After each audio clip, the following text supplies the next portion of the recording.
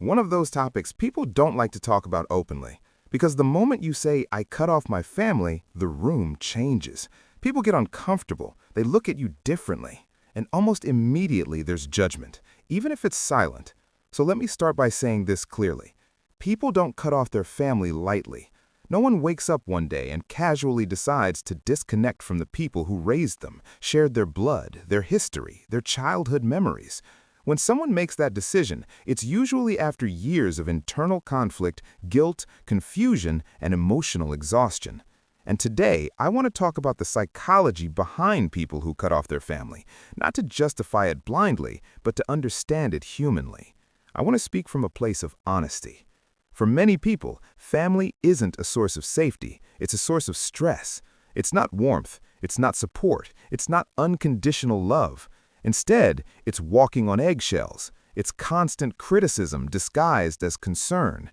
It's emotional manipulation that's brushed off as, that's just how they are. And when you grow up in that environment, you learn something very early. Love comes with conditions.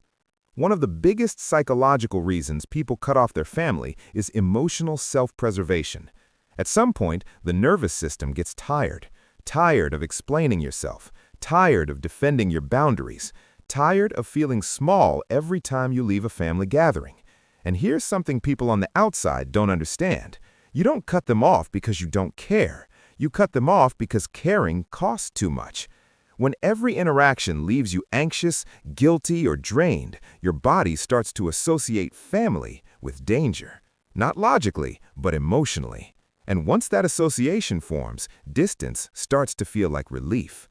Another huge factor is chronic invalidation. Many people who go no contact grew up never feeling truly seen. Their emotions were minimized, their experiences were dismissed, their pain was compared, mocked, or ignored. You hear things like, you're too sensitive. That didn't happen the way you remember it. You should be grateful. Other people had it worse. And over time, you stop trusting your own reality. You start questioning yourself. You wonder if you're exaggerating. You feel guilty for being hurt. Until one day you realize something painful but freeing. They're not misunderstanding you. They're choosing not to understand you. There's also a deep identity component here.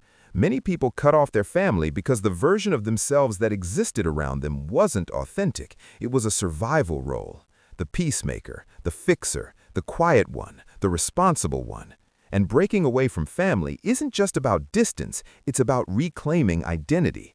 It's realizing that healing isn't possible in the same environment that taught you to suppress yourself. So when people say, but they're your family, what they don't realize is that for some people, staying connected means staying stuck. Let's talk about guilt, because guilt is one of the heaviest psychological burdens people carry after cutting off family. Even when the decision is healthy, the guilt doesn't disappear. You question yourself late at night. You wonder if you're cruel. You replay old memories. You think about holidays, birthdays, and what people will say. That guilt exists because humans are wired for attachment.